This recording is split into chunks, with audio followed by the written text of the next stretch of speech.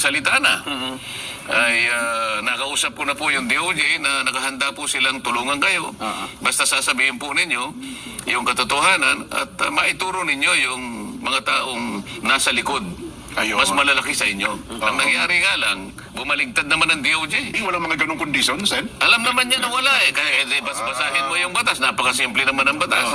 Ngayon, ito namang aming bagong Pangulo ng Senado ngayon. Yun ang kanyang idinadahilan kung bakit yung sulat na binigay ko na dapat pirmahan niya para umabot sa Secretary of Justice. Nag-research naman ako sabi niya. Ayun na nga po, hindi nakita ko na kinakailangan palang magsoli.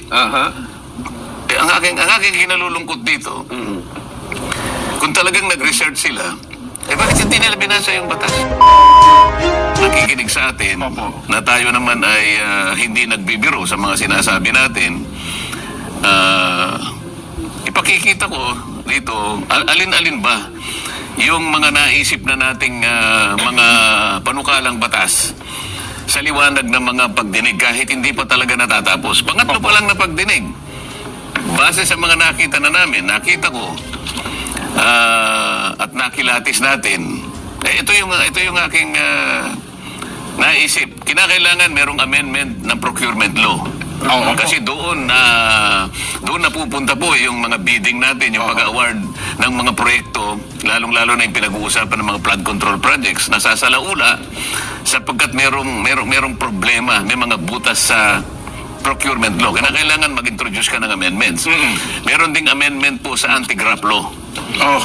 Dito kinakailangan mapatibayan siguro, kung hindi man dapat itaas siguro, pati yung pagpaparusa dito kinakailangan ibigyan talaga ng impetus dito. Pwede rin nating, meron po kami iniisip na amendments po sa contractors licensing law. Ito yung sakop ng PICAB. Meron tayong amendment sa witness protection law o yung tinatawag na stand-alone bill. Meron tayong naiisip na amyenda doon sa ating AMLA.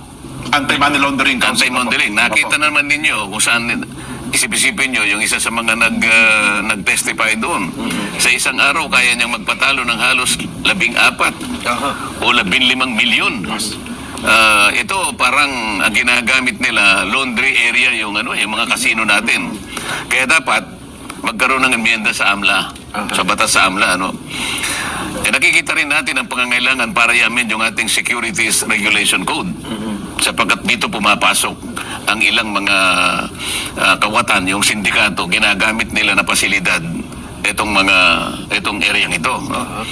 At dito, idadagdag natin yung False Claims Act. Ito yung, kung tawagin ay writ of quitam. Yung bang pwedeng payagan kahit isang mamamayan kailangan ma-approve na natin itong Whistleblowers Protection Act na nakabinbin pa ngayon. Meron pa tayong Heavy Equipment Registration Act. Sapagkat itong ginagamit nilang mga kasangkapan, mga makinarya sa mga proyekto, wala naman listahan ito ginamit na nila sa ganitong proyekto, pipilitin pa nila kunwari na isulat na ginamit sa ganito. Hanggang Mindanao lima lang ang makinarya mo Ang project mo mahigit na 50, ibig mo sabihin iisa lang ang ginagamit mo makinarya. So, saka ang pang-10 ay kailangan meron tayong flooding master plan. So, dito pa lamang nakakatatlong pagdinig pa lang ako. Meron na akong 10 panukalang batas na gusto kong maipundar natin. Para sa ganon ay ma-address natin ang mga problema kaugnay nitong maanumalyang paglustay ng ating kabangbayan. So yung punto ng in aid of legislation, Sen? Pangunahin. Yun po. Pangunahin. Hindi lang maiiwasan na talagang akala mo, meron nagpo-prosecute ka. Talagang gano'n kailangan mo magtanong Kailangan mo magpalitaw ng ebidensya Paano mo ngayon mapangangatwiranan na ang dami palang ganitong mga anomalya kung hindi ka kukuha ng tao na tutulong sa'yo. Kaya ko lang naimungkahe na kung sino man po ang gustong nagsalita na, ay nakausap ko na po yung DOJ na nakahanda po silang tulungan kayo. Basta sasabihin po ninyo yung katotohanan at maituro ninyo yung mga taong nasa likod. Mas malalaki sa inyo. Ang nangyari nga lang, bumaligtad naman ang DOJ. Yun nga. Akalain mo naman, ito yung nakakapagtaka eh. Opo. Kausap ko ang Secretary ng Department of Justice, Linggo.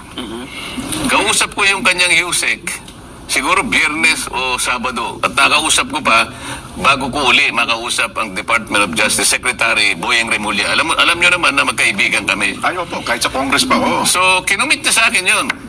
Okay yan, sabi niya gano'n. Ang totoo niyan, partner naman namin kayo, ang Senado, para maipasa natin itong Whistleblowers Act. Pagtulong-tulungan natin yan. Sige, pangako muna sa kanila na mabigyan natin sila ng provisional immunity. Kaya malakas ang loob ko sapagkat alam ko nakahanda siya na tulungan kung sino man ang tatayo talaga na magsasabi na ng totoo. Dito wala pa kayo tinutukoy kung sino. Wala pa. Naihinuha ko lang. Sabi ko, baka sakali. Baka Kasi kanya, magturo. kasi kako, na-upload ko na ito nung nakaraang hearing. Baka kako merong At saka sa magkusa. programang ito, Sen, noong Biyernes, Oo, sinabi baka niya, merong oo. magkusa. Kailangan nakahanda ako. Kaya nga, tumawag na ako sa'yo. At mabuti naman ka ako, tumawag ka na rin sa akin para makonfirma natin na magkaugnay tayo sa layo ng ito. Yung Witness Protection Program, legitimate na remedyo ito eh. Nasa batas ito eh. Pagkatapos sinabi niya, hindi ko basta ma-approve yan. Kinakailangan mo nang isoli muna niya yung mga nakulimbat nila. Ito na po yung magkapalitan na po eh. Nagkapalitan na ito. Paano mangyayari yun? Yung sinasabi niyang restitution or indemnification, hindi kasali yun eh. Wala yun sa requirement eh. Hindi pinag-uusapan dito yung pagsusuli ng kung ano. Pwede na siguro pag-usapan sa bandang huli yun. Pero doon sa punto na siya ay nag-a-apply sa'yo, Apply pa lang. kaya niya lang gagawin yun, manganganib talaga ang buhay niya, kaya nagpapakover siya ng protection. Nakita mo yung inallege niya na may kinalaman di umano dito sa mga payola, yung mga payouts na yan, 17 congressmen. Opo. At 10 mga tao na yung iba ay private individuals at yung iba naman ay mga kawani at opisyalis ng DPWH. Sa mga tweet, 10 sa panig ng DPWH at saka pribadong mga mamamayan at 17 congressmen. O yun naman ang yun naman ang hinihingi ng Witness Protection Program. Manganganib talaga ang buhay niya sa ginawa niyang pag-expose sa pagsasabi ng katotohanan. Sa panig niya, yun ang totoo eh. Pero yung unang usapan niyo po ni Sec Boy, walang mga ganong kondisyon, Sen? Alam naman niya na wala eh. Kaya basahin mo yung batas. Napakasimple naman ang batas. Ngayon, ito naman aming bagong Pangulo ng Senado ngayon. Yun ang kanyang idinadahilan kung bakit yung sulat na binigay ko na dapat pirmahan niya para umabot sa Secretary of Justice. Nag-research naman ako eh, sabi niya. Yun na nga po, hindi ito Nakita ko pinirmahan. na kinakailangan palang magsoli. Ang aking kinalulungkot dito, kung talagang nag-research sila, bakit hindi nila binasa yung batas? Wala namang sinasabing ganon na magbayad ka muna. Isauli mo muna kung ina-allege na ninakaw mo o ano man. Walang iniwan sa yung i-rescue kita. Halimbawa, merong kidnap or ransom. Opo. Halimbawa, itong cameraman natin, i-rescue kita pero magbayad ka muna. Ha? Hindi pa, parang mali eh. Kaya mo siya bibigyan ng protection at hindi mo siya hihingi ng kahit ano. Dahil nga doon sa kanyang pagpapahayag, doon sa kanyang pagtulong sa iyo, sa panig ng Estado, magsasabi na siya ng totoo. Kasi mahirap eh. Kung walang tatayo na pag-witness, sinong mahuhuli natin? Po, lahat yung aligasyon, lahat po yung paratang kung wala magkasalita. Hindi ba, Nelson? Para ka namimingwit eh. Opo. Pag ikaw ay namimingwit, may pain ka. Opo, tama po. Anong gagamitin mong pain? Butete, halimbawa. Bulate. Bulate. Maliit na isda. Para makahuli ka ng malaking isda. Ayun na. Pain. Kung walang pain, Walang pain. Walang pain. Sino yung papain? Yung pain, gusto niya proteksyonan mo naman ako. Kakagatin ako niyan eh. So ang hindi niya ang pinangako dapat na Sec Boy, ano po, provisional. Hindi, sinabi niya, sige, pangakuan mo sila na sa ngayon pa lang, kaya tinawag niya na provisional immunity. Provisional immunity. Manggagaling sa akin, Opo. para malaman nila, wag naman ninyo kung ano, wag niyo munang kung ano nung ginagawa nila. Pupunta doon ang BOC, pupunta ang BIR, pupunta yung AMLA. Teka muna, magpa-apply ito eh. Opo. Ito yung proteksyon na hinihingi niya hanggang sa ma-approve na eventually yung kanyang aplikasyon. Walang sinasabi doon na kailangan kang magbayad o magbalik nung inaakala mo na nakulimbat mo. Wala pa eh. Nag-iimbestiga pa lang tayo eh. Paano natin makukwenta kung ano yung babalik? Hindi pa naman, wala pa naman tayo sa estado na yon. Doon po sa anggulo na ang sabi naman nila, kasi selective ang sinasabi, parang may itinatago, merong pinipili, Oo. at ang gusto daw ay magsabi ng tell-all. Walang dapat na itago. Pero pag binabanggit siya, singit ko lang nagsimula doon sila 2016 eh. Eh bakit daw binabanggit? 2022 lang, hanggang sa kasalukuyan, parang may mga tinanggal daw na pangalan eh. Yun ang kanyang sworn statement. Opo. Wala akong magagawa. Ang sinasabi ng aming bagong Senate President, meron daw nagbulong sa kanya na inedit daw yung short statement. Isa pa yun, opo. Ito ang medyo mabigat na tanggapin yung pagpaparatang na ganun. May bumulong daw na taga Blue Ribbon Committee. Paano kaya kung malaman niya ang katotohanan na hindi naman alam nung Blue Ribbon Committee na mayroong sworn statement na lalabas nung araw na yon. Yung sworn statement na yon, direktang ibinigay sa akin. Opo. Hindi alam ng Blue Ribbon Committee. Paano mong sasabihin na inedit? Sino mag-e-edit? Diretsong pumunta sa akin. Yun pa. Oo. Ako nag-edit. Yung araw na yun, binigay, magsisimula na kami. Doon mismo sa hearing. Hindi naman doon sa hearing. Basta kinakailangan. Doon sa araw ng hearing. Ilang oras na yung bago kailangan makuha ko. Oo. O pagkatapos sasabihin nila, merong nag-edit. Ito yung nakikita kong parang hindi na tama eh. Kung mo ba sinabi niya na congressman ang naging kasama niya, naka-transact niya, ibig sabihin hindi na totoo? Kung mo ba wala siyang sinabi na senador, hindi na totoo yung sinabi niya? Oo. Doon sa House of Representatives, kung titingnan ninyo, ang pinaniwalaan naman nila, ang gustong papaniwalain, ay yung sinasabi naman Nung Bryce ng Hernandez. Bryce Hernandez na pumunta naman sa amin. Nakikita mo, sinasabi nila na hindi kanya totoo yung sworn statement ng mga diskaya. Opo. Bakit nila pinresent yung Mayor Bico ng Pasig? Hindi ba dahil sa kalaban niya yun? Ano naman nung aming presidente na Senado ngayon, yung Bico Soto, hindi ba pamangkin niya? Pamangkin, yes po. O di may politika dito, di ba? Oo. Kaya mo lang ba sinasabi, kaya mo dinidiminish yung value nung Diskaya. sworn statement na yun dahil kalaban siya ng pamangkin mo sa politika. Kung ako siguro, dapat hindi ako magkukomment sa bahagi na yun Opo. Sapagkat kalaban ng aking pamangkin ito. Oo. Hindi siguro magre-recuse siguro ako Hindi ikaw ang magbo-volunteer na palagay ko inedit ito. Sa aking palagay, maraming butas ito. Hindi ka dapat magsasabi ng ganon sapagkat magiging bias ka. Oo. Dahil kalaban niya ng pamangkin mo. Sa politika. Tingnan mo na lang. Tinawag si Mayor Bico sa House of Representatives. Hindi para magbigay ng testimony. Hindi para magbigay ng dokumentong makakatulong para makakuha ng maraming batayan.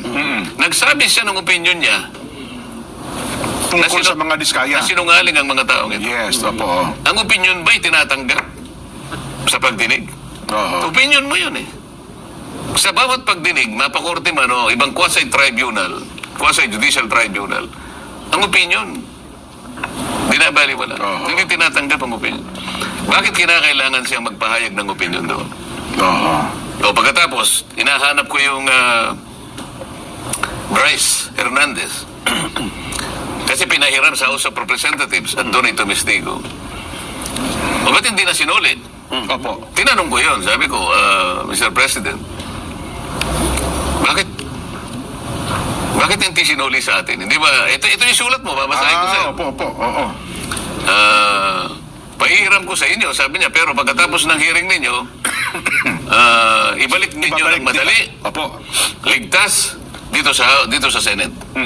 O ba't pinanatili mo ka ako sa Quezon City QCPD? Sa Krami. Sa Krami. O, sa Krami.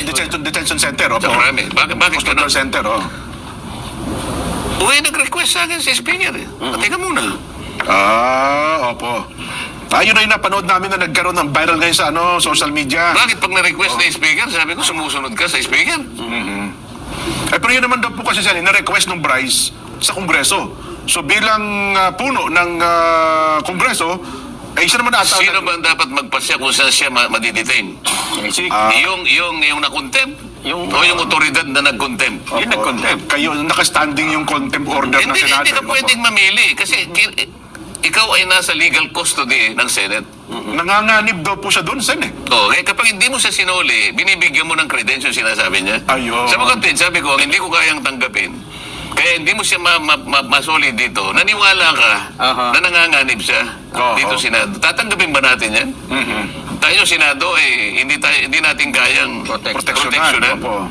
Ito ngayon ang problema. Sabi ko, medyo madidiscrash ang integridad ng ating inquiry dito pag gaganyan. Oo. Bakit ayaw mo siyang bigyan ng witness protection program at kinakailangang magsoli? Bakit si Hernandez, hindi mo siya sinabihan na magsoli ng perang katakot-takot na halos bilyon-bilyon ang ipinatalo? Pala, mas malaki pala ang pera din nun, ha? Oo.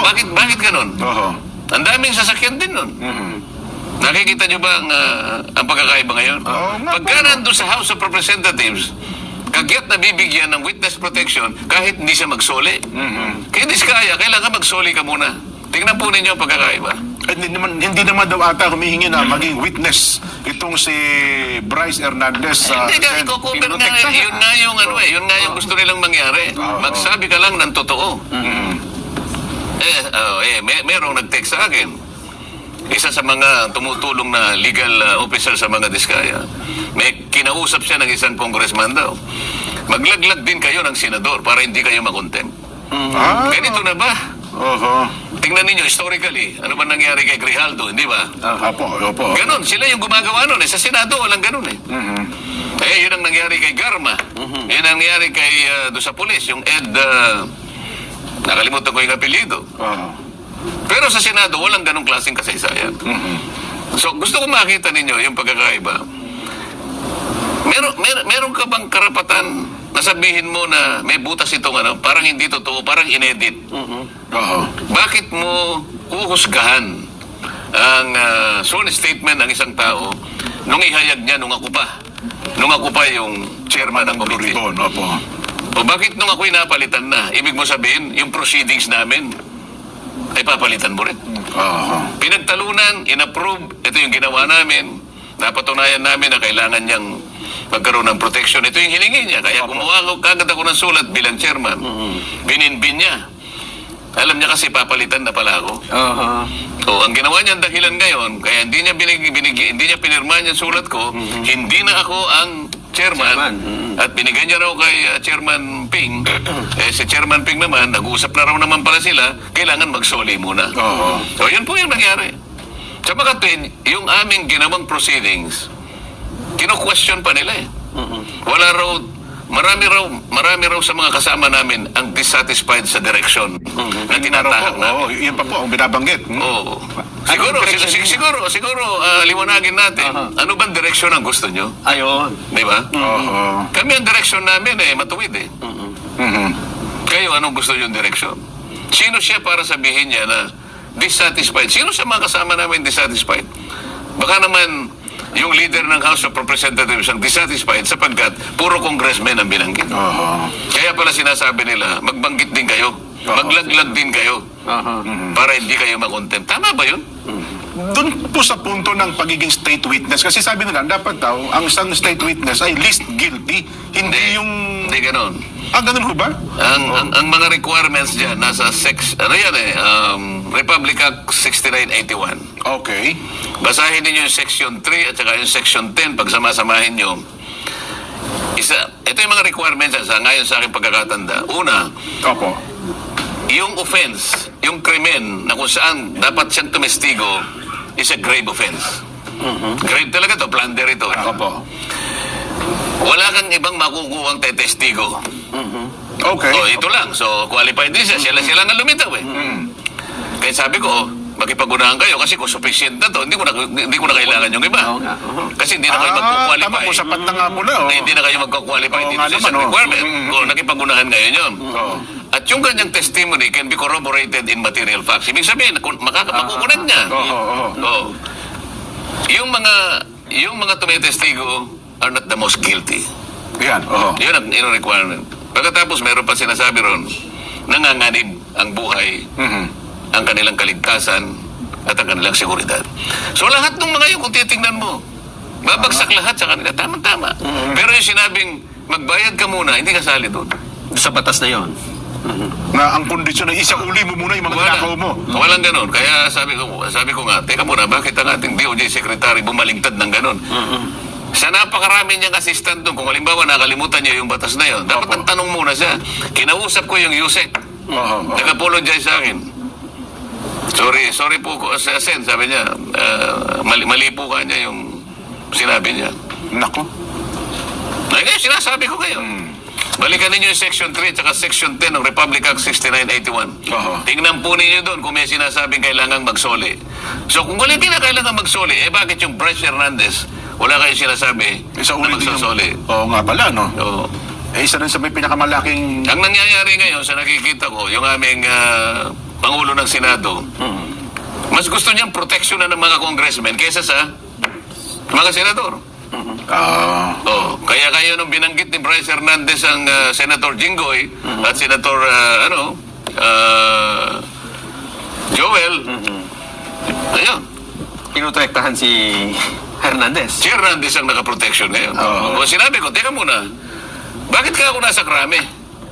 O di nagtalo-talo kami. Ay siguro, alam nila, hindi nila mapangangatwiran. Bumaba siya. Kaya ko lang naman ginawa yun, sabi niya eh. Mamaya kapag ka tayo ang nanghiram, hindi rin na tayo pahiramin. Ano ba ito? Hiraman ba ito? Oo, yun nga ang punto. Yun ang lumabas doon sa iyong pagpupulong, Sen. Pero sinabi ko sa kanya, uwi na ngayon kung hindi tayo pahiramin. Marami naman tayong sarili. Oo. Iyon pa rin yung katwiran niya. Kaya niya daw ginawa yun sapagkat baka sakaling hihiram tayo. Manghiram din ang Senado, oo. Kung ako lang ako, hindi ako nanghiram. Oo. Saka bakit hindi mo ako kinonsulta? Bakit kita ko konsultahin? Ako ang Senate President. Oo. Yun po ang kanyang katwiran, eh. Ako pa yung chairman eh. That time, opo. Nung i-commit mo siya sa Quezon City, sa Krame, hindi napalitan ka na nun eh. Hindi ka ako. Tingnan mo ka ako itong account ng news. Oo. 215. Oo. Nung maalis ako ng chairman, 524. Yun pa yung ano. Palagi mo ka niya, ako ang chairman eh. Hindi mo binasa yung section 6 ng ating tuntunin. Basahin mo. Ano nakalagay doon, Sen? Ba, the committee alone. Sabi niya. Ako lang.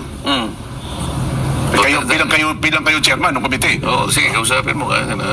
Tapos sabi naman ni Senator Lacson, buti naman yan, medyo, sabi niya, bro, okay na ba sa'yo kung ilagay na lang natin sa Pasay City? Tayo naman, hindi naman tayo Ayaw natin nakikipagtalo palagi. Gusto ko lang, maalis siya sa Krame. Sapagkat Quezon City yun. Ang Senate ay Pasay City. Sige, ako kayo na sabi. para lang makita nila tayo ay reasonable tao. Ano mangyayari nito, Sen, kung eto, wala na yung commitment eh, nabibigyan ng Nasa sa kanila yun. Nasa sa kanila yun. Ang ibig sabihin Ang dito, batas ay batas. ang ibig sabihin dito, Sen, Nag-apply sila. Ako naman, gumawa na ako ng sulat. Pag may nangyari doon sa pamilya nun, sa kamay nila, kukunin. Paano kung bumawi? Kasi yung mga sinasabi na, ang dami na yung binanggit na pangalan eh. Sabihin niya, hindi po totoo lahat ng mga sinabi ko.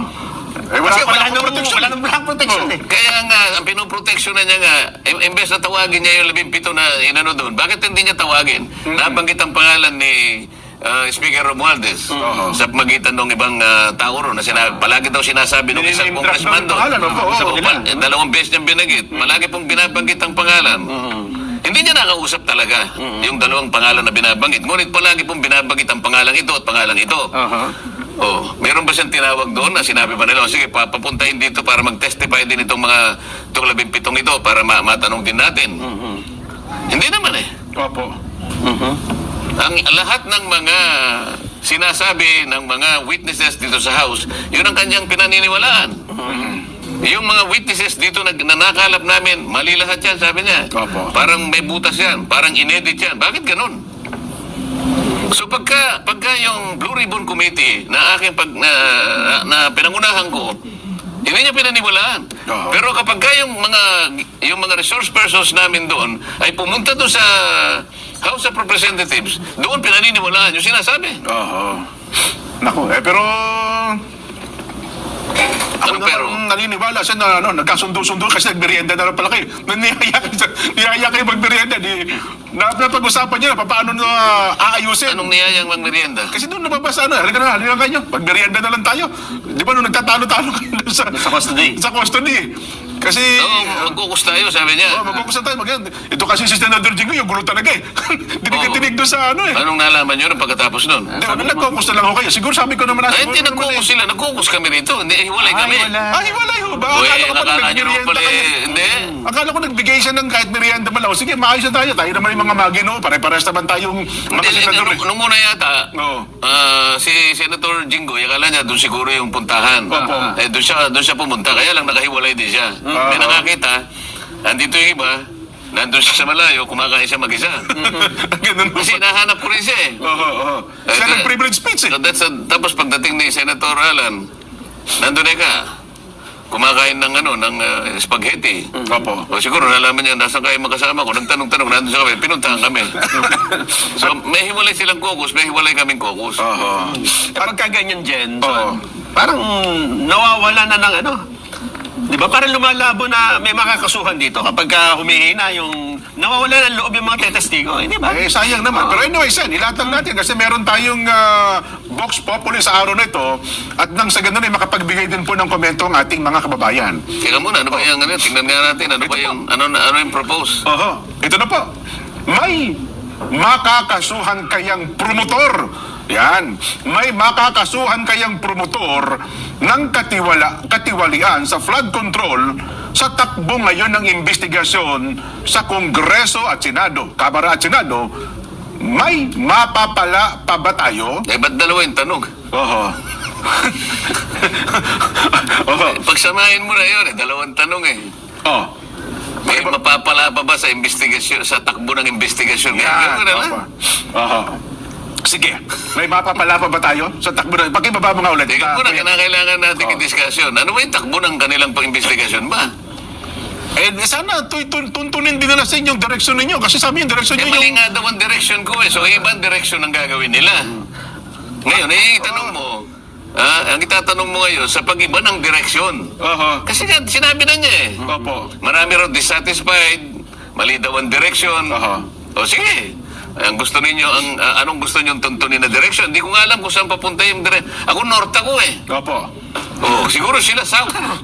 Teka lang, curious lang ako, Sen. Kasi binuo na yung Blue Ribbon. Kayo ba yung bahagi pa rin ng Blue Ribbon Committee? Vice Chairman. Vice Chairman. Minority.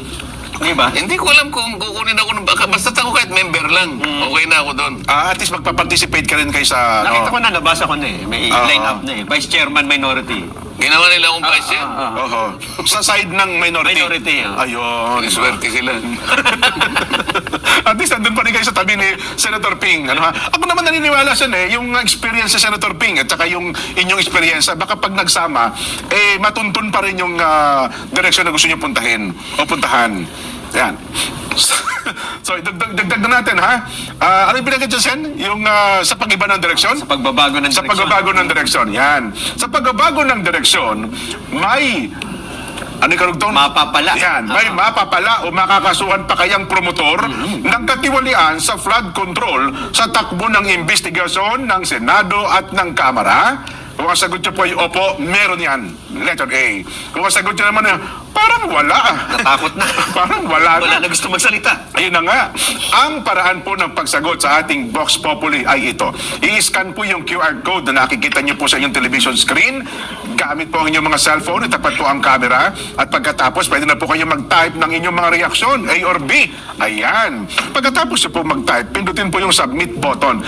Automatic na po naming makukuha ang inyong mga reaksyon. Kung gusto naman po ninyong mag-text sa amin pong text hotline, ito po number 0916-500-3846. Huwag po kalimutan ng mga texter, ipakilagay po ang pangalan ng lugar kung kayo po ay taga saan. Live po kaming mapapanood via Facebook at YouTube. Meron po kaming live streaming, Net25 News and Information. Mapapakinggan din po kami sa pamamagitan ng Radyo Aguila Provincial Radio Station at Radyo Aguila Mega Manila.